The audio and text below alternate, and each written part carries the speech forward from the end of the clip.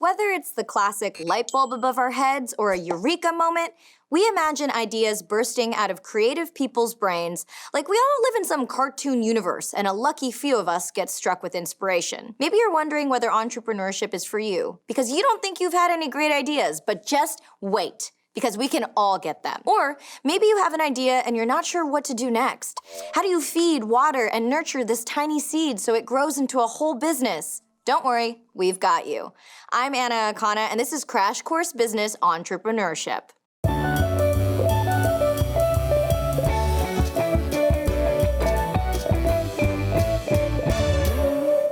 Entrepreneurs aren't a special group of people gifted with all the good ideas.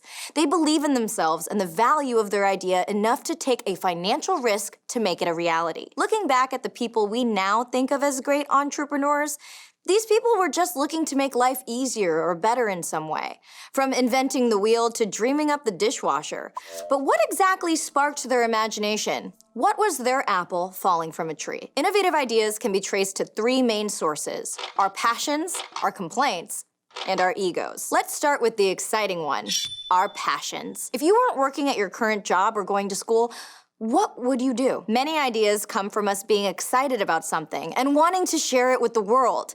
It could be grandma's hot sauce recipe, video game walkthroughs, or upcycled yard sale furniture. Sometimes you start doing something as a hobby, like art. But then you might get commission requests from people you don't even know. So if you take a risk, that hobby could become a full-time job. Next, there are complaints. There must be something that bugs you, whether it's tangled headphones or a lack of movies directed by women.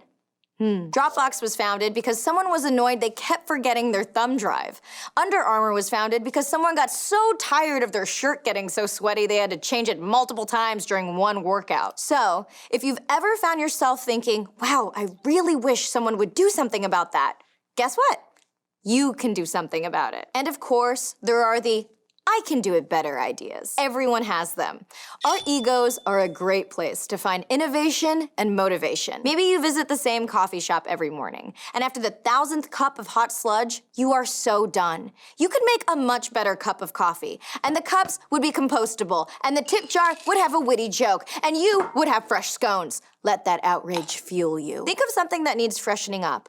Uber and Lyft looked at the taxi industry and saw something outdated and clunky, so they made sleek apps with automated payments and directions. Now, obviously, there can be an overlap between these three motivations. You might be able to make a better cup of coffee than the big chain in town. That's ego. But that's only because you're into coffee and experiment with techniques and blends at home. That's passion. And maybe that hobby started because there weren't any coffee shops in your neighborhood. That's a complaint. Whether or not you have an idea notebook filled to the brim, you do have experiences, opinions, and a whole complicated life. And these are the building blocks of entrepreneurial innovation. So the first step is acknowledging you have an idea. Step 2 is understanding the problem at the root of your idea. Think of your idea as the beginning. You may have your own experience of a certain problem, but by understanding what others think, your idea can grow and affect more people. So when you're chatting about that big chain coffee shop with your friends, listen to what they say.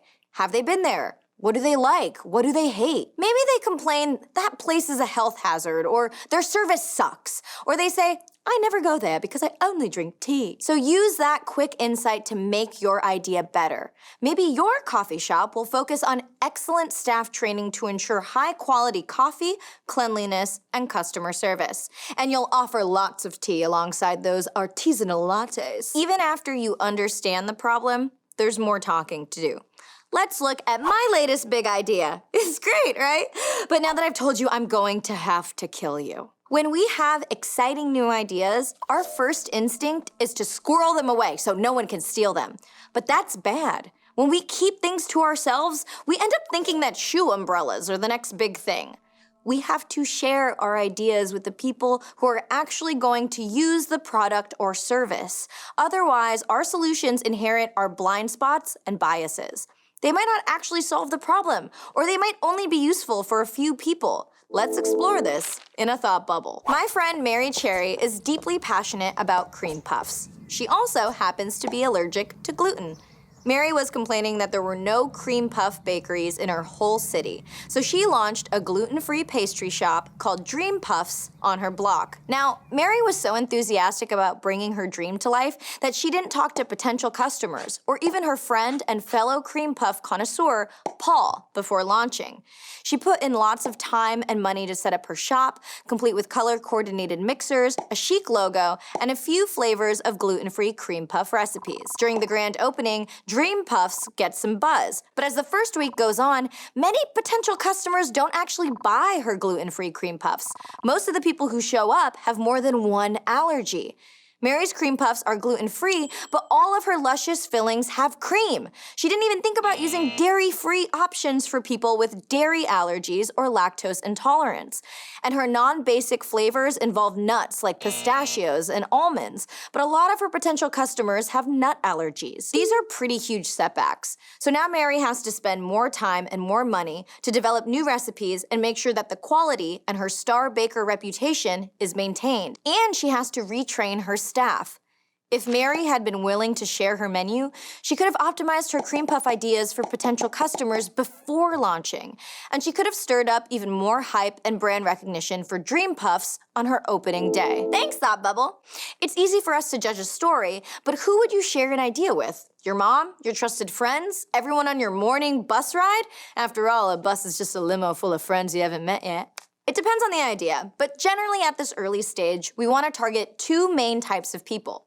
First, customers who might have the problem we're trying to solve, and second, people who can help us think through our idea. For example, we could look for a college campus with professors in entrepreneurship or entrepreneurial consulting, or turn to entrepreneurial networking groups like those in co-working spaces. And in the US, we have small business development centers. Around the world, you can check with your local government for similar organizations that provide education and financing for budding entrepreneurs. All these options are well connected in the entrepreneurial community, and it's their goal to mentor, consult, and connect fledgling entrepreneurs. Do not be afraid to reach out and ask for help. But before we get carried away, we have to remember, we're still making sure that our idea is good and talking with potential customers. This is not the finance stage. We aren't asking people for seed money. Yet. The next step in workshopping an idea is to think big about the fundamental pieces of your business. And a great way to do that is with a business plan tool like the Business Model Canvas, a lean startup template created by a company called Strategizer. Okay, cool, yeah, I'll fill that out in a second. I'm just finishing page 22 of my business plan where I discuss exactly which bees will provide the honey I need to use to sweeten the tea in my swanky cat cafe. Hate to break it to you, but the days of 30-page business plans are pretty much over. Even if someday you need financing from a bank or a venture capitalist. Most lenders care about your story, proof your idea works and is wanted, an understanding of your customers, and your financial plan, which often takes 5 to 10 pages tops. And the Business Model Canvas has sections for all of those things. Really, filling out a business plan or business model canvas lets you collect all your thoughts about your idea and visualize how your business might exist. Let's explore the canvas using a little company you've probably never heard of, Netflix. For each section, we need to answer a key question. We'll start with value proposition. What is the value we deliver to our customers? Basically, why do they want whatever we're selling? Netflix leverages technology for global audiences who want on-demand, customized entertainment. Next, we move to the cluster for customers. Let's think about our people in 3 pieces. First, who even are they? All the types of people interested in our product form the customer segments section. In 2019, over 50% of Netflix's business came from subscribers outside the US. They use internal algorithms to predict and offer certain programs to certain demographics. Once we decide who our customers are, it's time to define the relationship in the customer relationship section. What type of relationship do our customers expect us to establish? Netflix customers expect quality programming, good predictive suggestions, excellent customer service, and high-end technology performance. And then, through what channels are we going to speak to them? How are we reaching our customers? Netflix uses emails, streaming apps, and social media campaigns to communicate with customers. They're even on Snapchat. Now that we know the who, we need to describe the infrastructure of our business, which also has 3 pieces. To start with the basics, what do we actually do? These are our key activities. Netflix licenses existing content and creates their own that they then deliver through an online platform. And they do all the usual business things like sales and marketing. After that, we have to decide what do we need to do those things. These are our key resources. Netflix relies on so many resources to keep their massive wheels turning. They have people making content, including their in-house studios, engineers to make sure their website and apps work, customer service to troubleshoot, attorneys to deal with licensing, internal teams for promotion, and a global network of data storage facilities. Then remember, we don't have to do this alone. We need to look for key partners and ask, who do we need to team up with in order to deliver our value proposition? Netflix partners with law firms, studios, agents of actors, and other companies who want to co-promote products, like Comcast Xfinity or T-Mobile. Finally, after we've figured out the who and the what of our business model, we have to think about money. Half of that is our revenue streams. Where are we making money? What are customers willing to pay for each product or service? As of 2019, Netflix uses 3 membership subscriptions: Basic, which is $7.99 a month, Standard, $10.99 a month, and Premium, $13.99 a month. Unfortunately, entrepreneurship isn't free. There are costs involved in doing things for your people. So where are we going to spend the money? For Netflix, examples of costs are employees, licensing and production fees for content, servers for data storage, brick-and-mortar workplace locations, DVD production and mail, and R&D. And that is Netflix in a nutshell. This is exactly the goal of the Business Model Canvas, to provide a framework for anyone to break down the pieces of a business, especially your future business. Today, we grew the tiny seed of an idea into a full business model. So remember that everyone has ideas, and the real work of an entrepreneur is sharing them and getting lots of feedback. Next time, we'll figure out what you're worth. And by that I mean we will delve into value propositions and how to make something that potential customers will think has inherent value and is worth monetary investment. Ooh, very sexy.